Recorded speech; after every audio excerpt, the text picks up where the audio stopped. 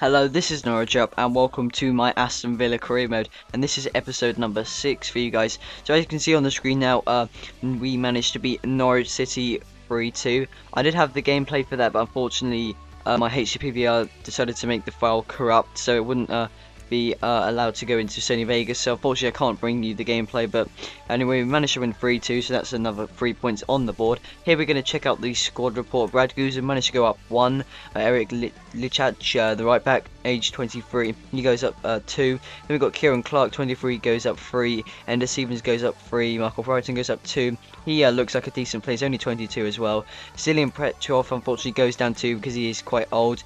Zombia stays the same. And so does a Bonglehor and a Benteke. I think, yeah, he goes up 2. He's looking like a real good prospect. Only 21 as well, already 74. So hopefully he can get up into those 80s maybe if I keep playing.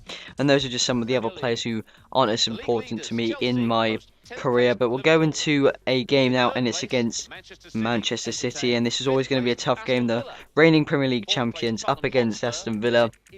And I decided to change up the formation to a 4-4-1-1, and the reason why is I wanted to get the best out of a Bonglehor because he really is playing well for me, as so is Benteke. But if I put a Bonglehor in that centre forward position, he can link up with Benteke and use his crazy 93 pace, I think, to get past players.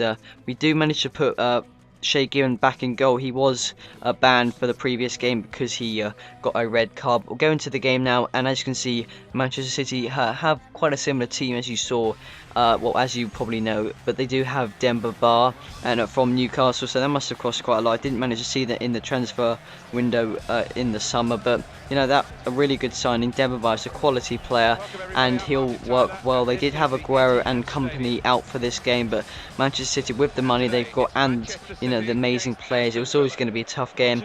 And here we speed up some of the gameplay. Here they do have an early chance, and I just managed to clear that. I somehow managed to put that out of play, and then Demba Ba capitalises on it with a throw and then gets a near post finish. And near post finishes are pretty good on this game. In FIFA 12 they weren't so as effective, but on FIFA 13 they really are really good, and I recommend you try and do that in Ultimate Team and in both career mode. But at half time we were still losing 1-0. We did defend well. As you can see, the other scores, Arsenal are winning the London derby 3-2. Go to the match details now, and they had 62% of the possession. I didn't manage to get 3 shots on target and 5 shots altogether, but Joe Hart, obviously an amazing keeper, was keeping Manchester City at bay. Oh, that's a bay even, sorry. And here they managed to get another goal with Xavi Garcia. Nice goal there, and they managed to get one more with Demba Ba again, and then another one with Demba Ba. So we were kind of getting a bit thrashed here. And then I do a challenge which is worthy of a red card. Nathan Baker, I think, our centre back. As you can see, I do manage to get the ball, but I absolutely clatter Demba Ba, and so we get a red card, down to 10 men, and we're losing 4-0. They get a free kick, and Natashic crosses it in.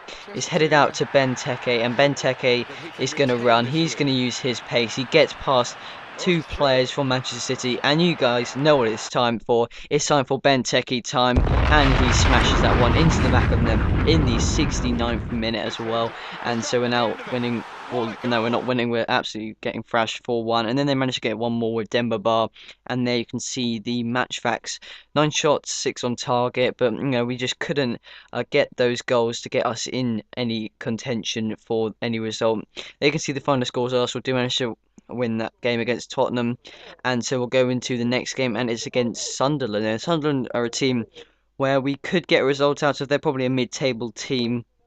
They're currently, where are they? They're 14th, so they're not doing too amazing in this Premier League season. However, they do have 2 games in hand, so they might be able to try and get some results out of those. But we're going to go ahead and change the team up. We did have quite a few players who were on low energy levels, and some of them, there you can see Benteke, Bonglehor, Hamdi, and Zombie don't have the best fitness, but we're going to put some of them on. But we're going to put a Banan or even on, sorry, for El Hamdi, and we'll also take off Mark Albrighton. He has got the lowest fitness out of everyone, and we'll decide to put Stephen Ireland on in place. And Stephen Ireland, there's quite a lot of things going around in the press about him.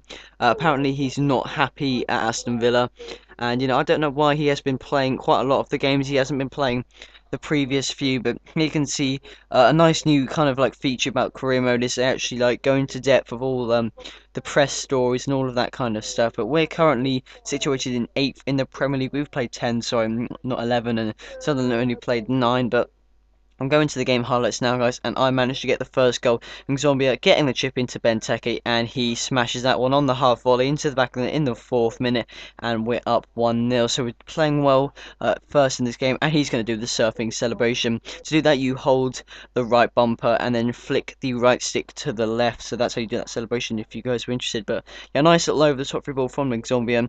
And Zombia is quite good in our team. He's like 90 acceleration, 4-star skills as well. So hopefully I'll try and get more out of him in the coming games. But yeah, that's the score so far, 1-0 to us.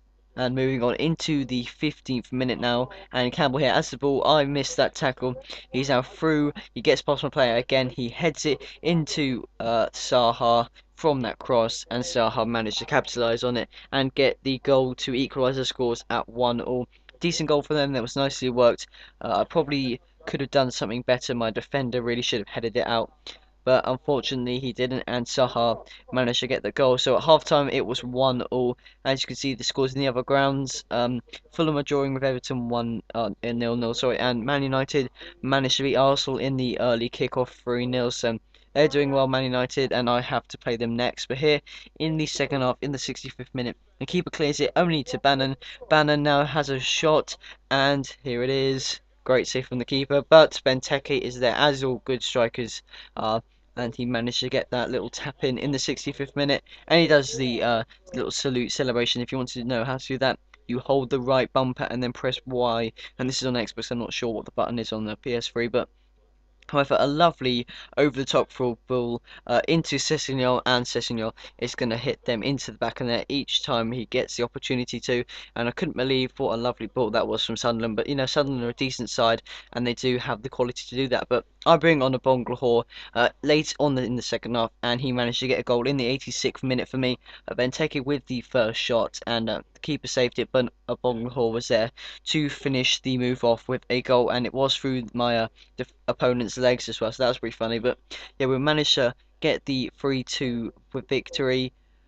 Or no, it wasn't. No, they managed to get a last minute 90th minute goal from David Vaughan. I could not believe it that we gave up our 3 points to, you know, a sloppy goal. Really, our keeper came out. It took a little deflection into the back of the net, and that was how the game finished 3-3. So, no, it was really a game we could have won.